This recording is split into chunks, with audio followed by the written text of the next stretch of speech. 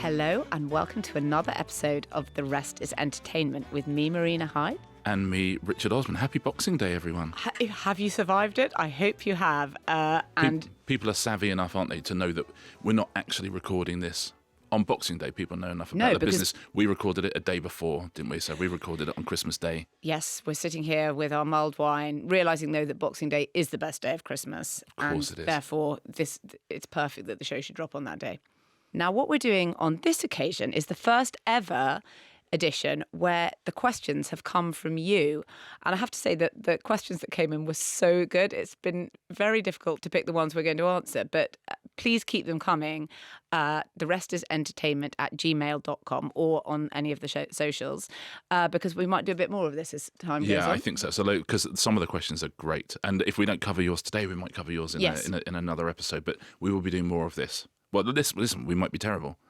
We might be monosyllabic and the answers are, but we know nothing. Nobody knows anything and we know even less. So we will try to answer them, but, bear with us. But essentially we're sitting here with a bottle of Baileys and some pigs in blankets and here we go. Here is one that a number of people have asked, which is, what is your favourite celebrity story of the year? For me, there is no contest. It is the Gwyneth Paltrow ski massacre trial.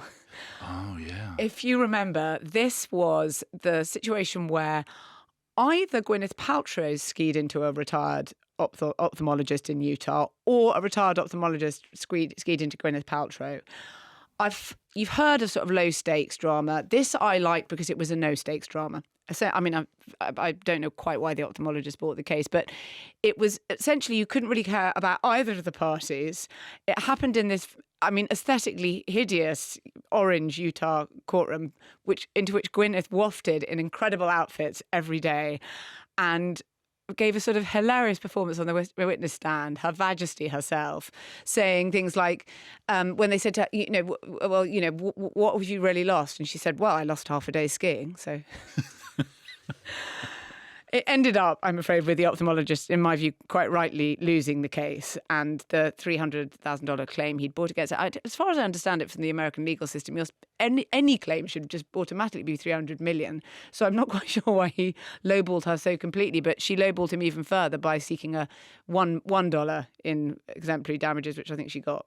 Did she? That's classy. But did you enjoy that story? Because it was, I think Sky actually televised the court case. I kind of loved it. I assume someone's doing a drama. No, that's the annoying thing, is that someone has already done a documentary, which I think is coming out now. It's called Gwyneth versus whatever his name is. I'm afraid we've forgotten. That would be a great title, Gwyneth versus whatever his name is. I'm afraid we've forgotten. Well, that's a strand, Richard. You could come back how many times with that one? Yeah, couldn't you just...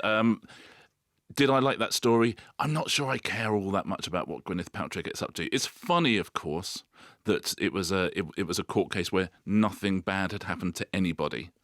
I quite like that, and that the guy himself was such an obvious dad of one of your friends character who was clearly not telling the truth. And Gwyneth Paltrow, just like Prince Harry, was not going to give up. And she went in there and brought justice to the world. But and a number of luxurious knits. That's the thing I can't get involved with, what people are wearing. In a way, you don't like the witness box being used as a catwalk? I don't like the catwalk being used as a catwalk. I'll watch if I'm watching Strictly or something. People are going, "Oh my God, look at those dresses." I'm not. Oh, what? I just want to see the scores. Just give me the numbers. That's all I care about. When I'm not interested in what Gwyneth is wearing. I'm not sure what she'd have to do in 2024 to really pique my interest. Oh, she'll find something. There'll be a product. There's always a product. Maybe she'd sue Ronnie O'Sullivan or something. Then I'm interested. She might do. Okay. She might bump into him. She might do. At the Crucible. She's in a play. Like, he's training for the old World Championships. They bump into each other. She trips. Wow, you've... Injures her elbow. Hold that movie pitch before you let go of all the gold, because I think you should roll that one out to certainly one of the streamers. My favourite celebrity story of the year just happened. It's the fact that they finally done a celebrity escape to the country, where they took Biggins round to try and find a house. They've taken Jenny Ryan from The Chase round to find a house. It's lovely watching celebrities not buying houses in exactly the same way that normal human beings don't buy houses on those shows. How have I not seen this? I need to get onto this immediately. There you go. That's a perfect Boxing Day fare, isn't it? Well, and in fact, it relates to one of our other questions. This one comes from Shane Rooney, and he says, I've always wondered why people go on shows like Location, Location, Location, Escape to the Country, etc. Surely they could just pop down to an estate agent and get their help. Well, I mean, they could do, but they wouldn't be on television. That's the point, isn't it? It's like you can do a pub quiz, but, you know, it's kind of more exciting to go on Pointless or something, isn't it? And go to a studio and have makeup and have cameras around. I think it's just the fun of it. There's no real advantage other than, I think there's a thing, you see it on Bargain Hunt, you see all sorts of things where people are slightly more willing to give you a deal.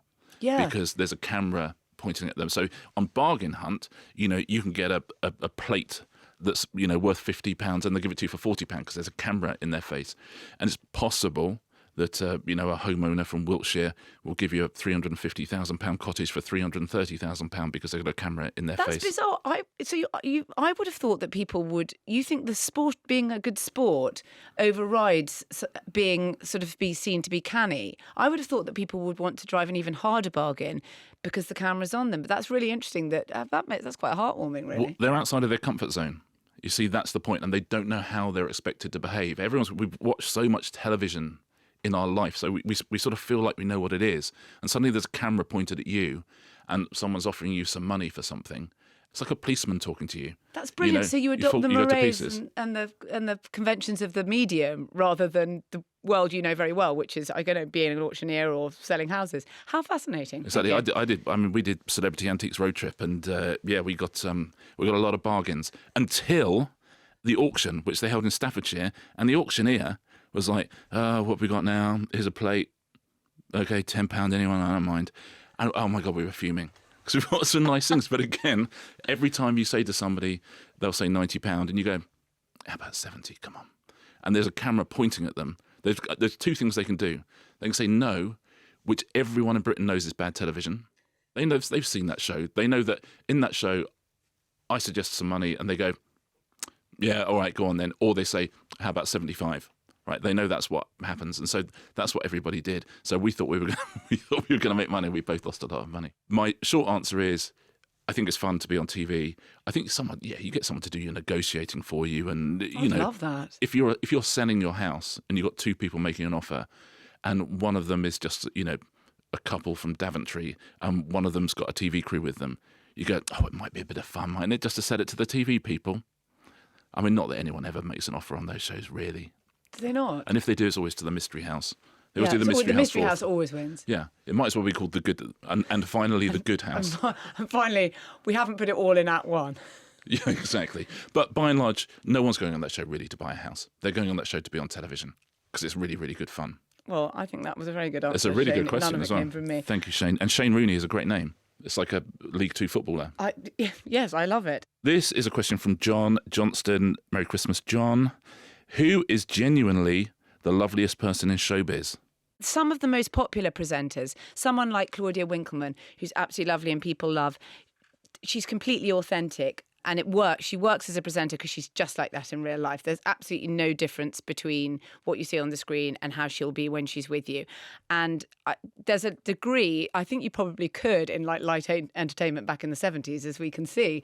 But now it's quite hard to fake those kind of really good connections with audiences. Yeah, I think so. It's hard, isn't it? Because I've worked with so many millions of people and they'll all be furious. So I try and pick a name out of left field. I would say, I tell you who's lovely, Clive Myery is a very, very lovely man and very talented.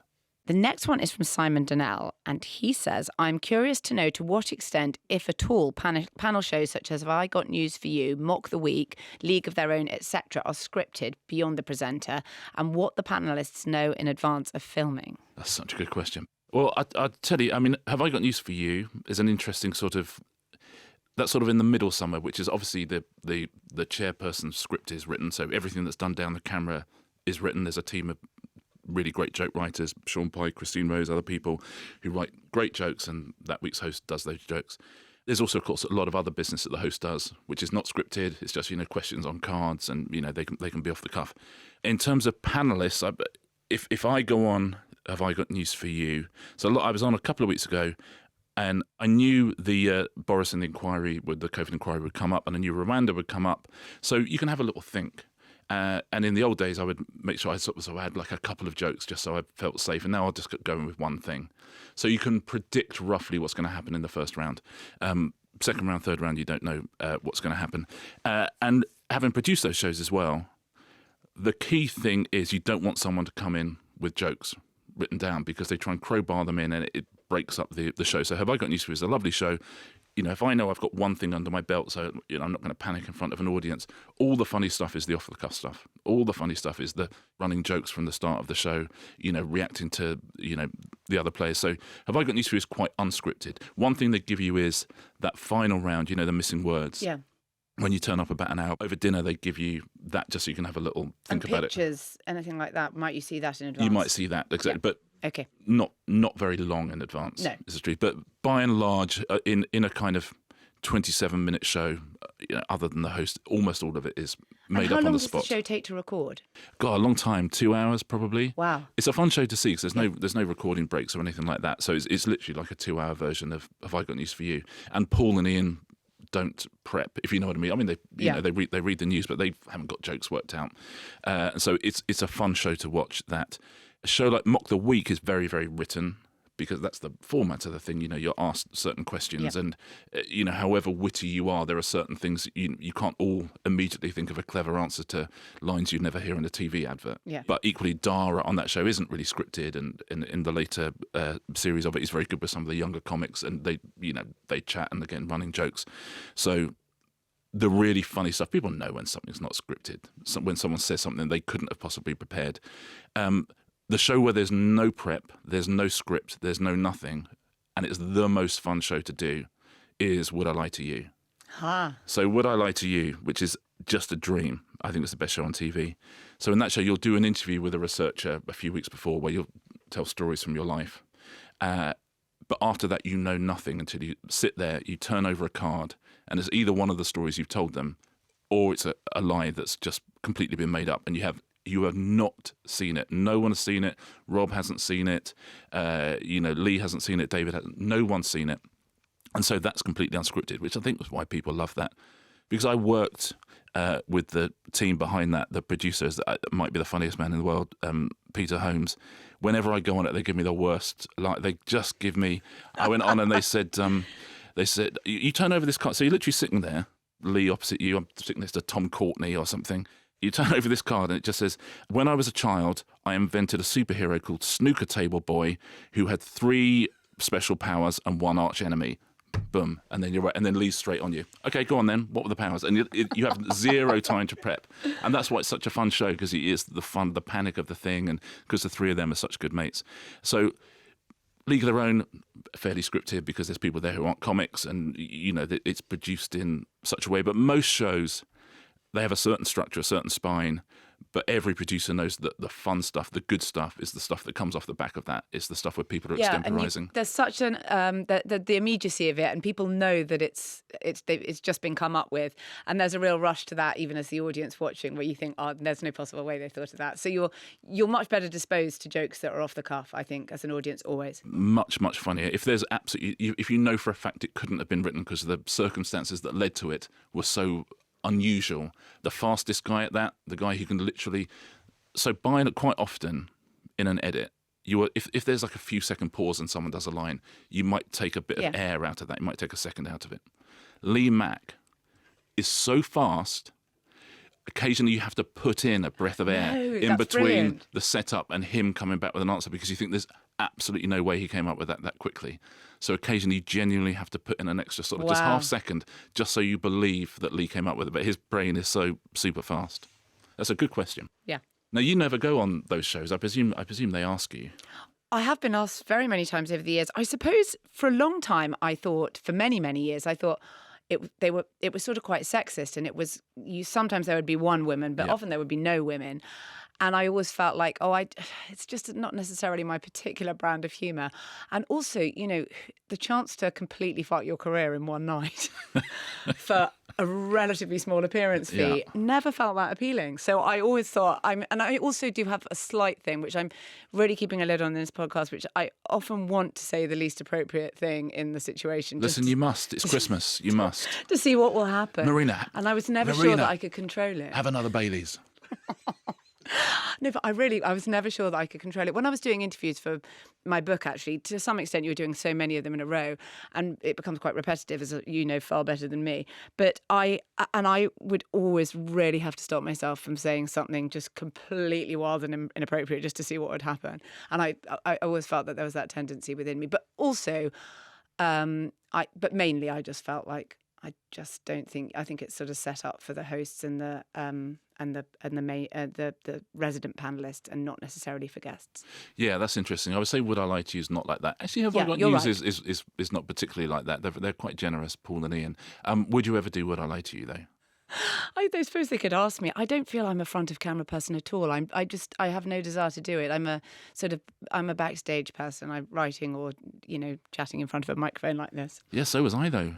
I know. And look at me now. And look at you now. You love it. Exactly. Well, listen, I'm gonna put a word in. Okay. You've got this hit podcast now.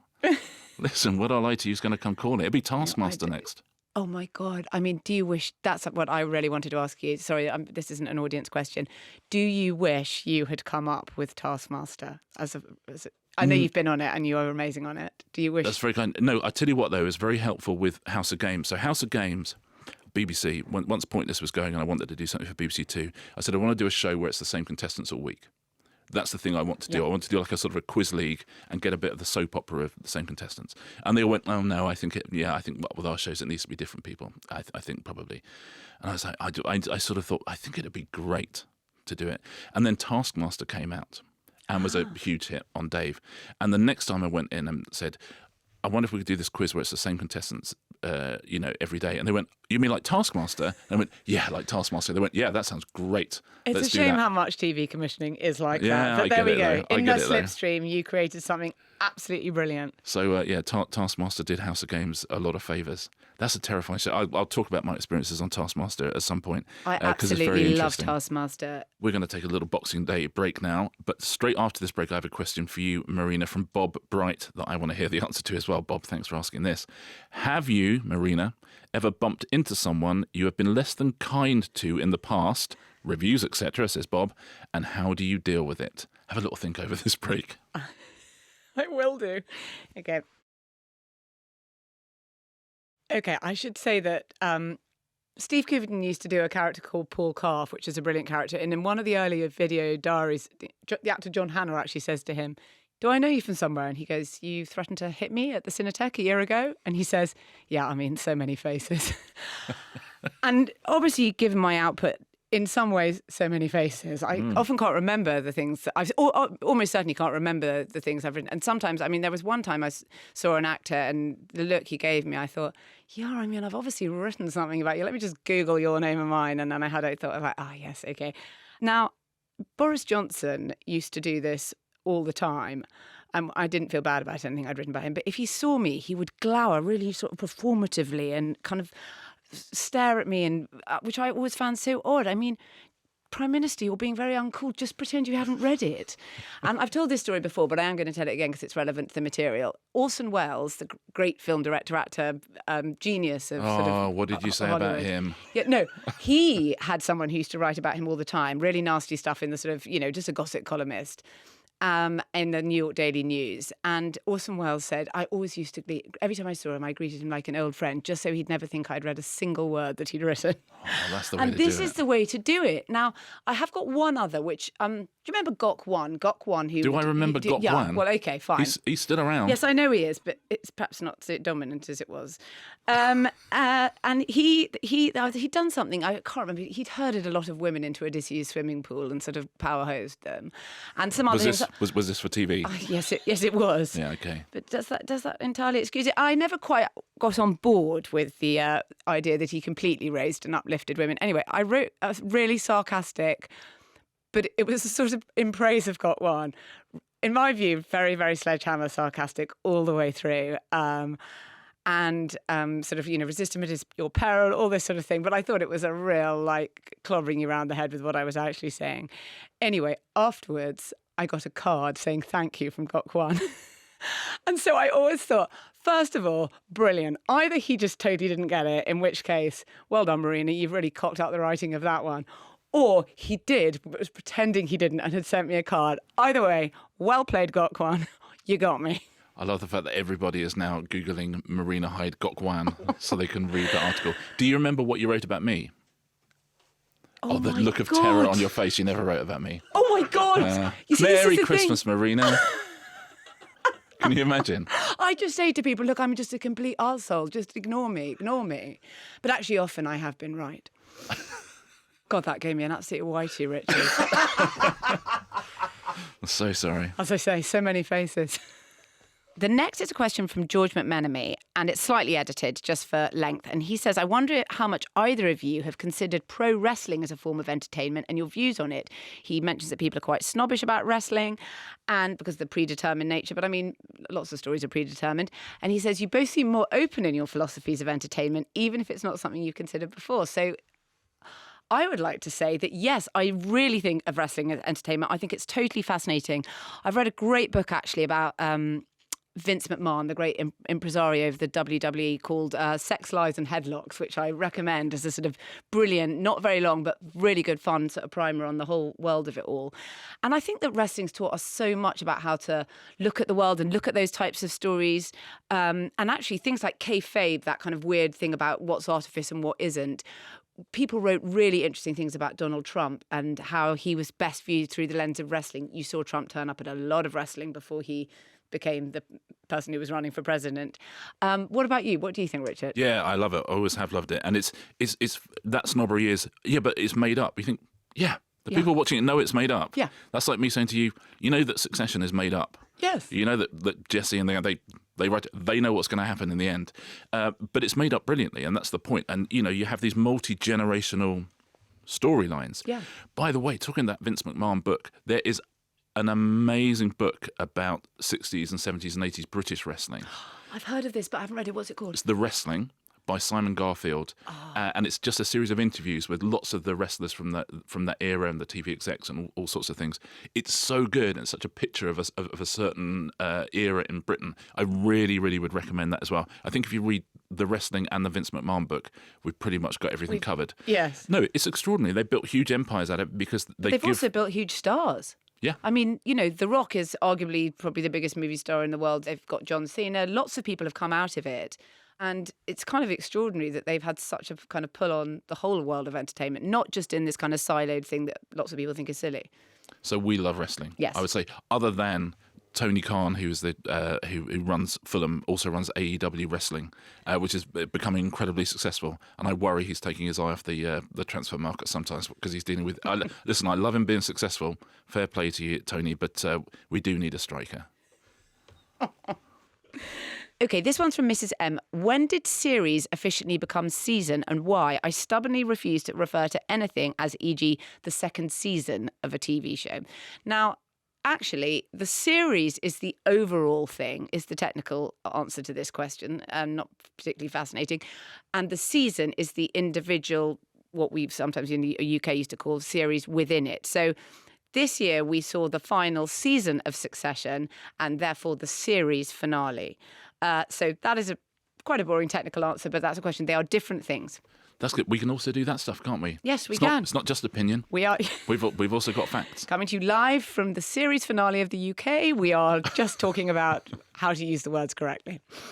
We have a lovely question here from John Selleck, who thus far has the name that's closest to Tom Selleck of any of our listeners. Thank you, John. And he says, how can kids' Saturday morning TV be reborn? Brackets, please say it can. As a father of three, it would be a very appreciated addition to our weekly family routine. Is there an inkling of a chance it could ever happen again? Oh, the third parent. The third parent. So useful. I think it's, I mean, I grew up watching this sort of thing and it was like a form of, it was much better than having Sunday school. It was Saturday morning television. Swap shop. Yeah, tis was. My mum, because she was a bit of a social climber, preferred us to watch the BBC. Yes, there was a big Yeah, thing it's about that. interesting, People isn't it? didn't like ITV and Yeah. regard it as sort of déclassé and... Now you she know. literally watches nothing but ITV4, Yeah. so how the worm has turned. But yeah, so Swap Shop was my first, and then it was Live and Kicking. Yeah. Here's the news, it's not coming back. It is not coming back. Any shows really that are live, so you can only do one at a time, they really have to pull their weight in the ratings, or they have to pull their weight in, being repeated or sellable. And those shows just don't do that. And there's so much content now for children. There's channels which are completely dedicated to it. There is not the money to make those types of programs anymore. Yeah, linear appointment to view. I mean, it's hard to imagine that now, but it was. Saturday morning was appointment to view for it's the crazy. nation's children. We would watch someone being rude to 5-star. To watch Cheggers up to something or other. It was such a zoo. You just never knew what was going to happen. You'd having lots of adults and often quite, I think, like extremely hungover or not having gone to bed since the night before in the children's environment was. But children love that. They know what's coming and they know how anarchic it is. And a lot of those people went on to produce the most anarchic shows for adults. I mean, obviously, before it was people like Noel Edmonds, but now it's Anton Deck, and they've graduated from that. They did SMTV. Yes, SMTV with Kat. I've got such a great story about Noel and Cheggers, which I can't tell. It's such a good. It's a swap shop story that I was told many years ago. That it's. It would break your heart if you heard it. It's not for Boxing Day. No, it's not for Boxing Day, I'm afraid. We'll have a password protected version of this podcast coming up soon, and you will be able to get all the libelous and just really kind of toxic and unsuitable material. Yes, and just click on subscribe and indemnify if you want to follow that. I have a question for you. I think this is more for you, Marina, from Emily Light. Celebrities paying off the press / journalists to prevent scandalous or private information being released. Does this happen much? Oh, it's interesting. I don't think it happens at all, actually. I don't think that's how it works. I don't think that's how you keep scandalous stuff out of the news.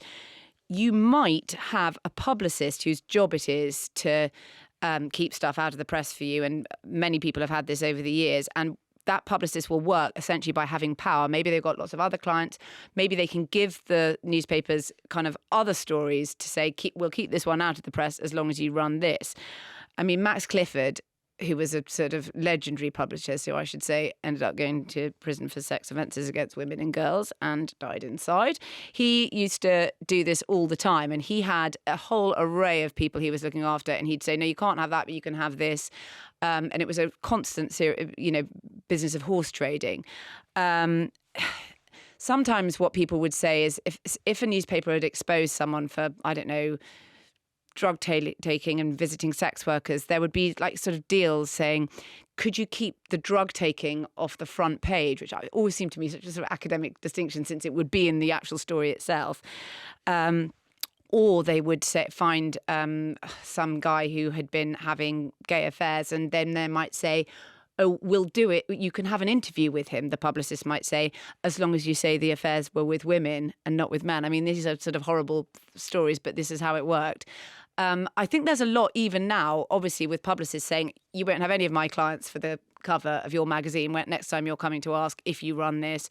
Or you can't, as I said earlier, you can't have that story, but here's something that's also really good that I'm going to leak to you so that we keep that one out of the way. That sort of horse trading happens all the time, and it happens quite often at a very senior level, like the editor of the tabloid will be the person who is doing that sort of a deal, because people are feeling that they are doing something kind of underhand and they only want to go to the very top of the organisation to have that conversation. But I mean, someone was telling me about that happening only last week with a story. So it happens a lot all the time.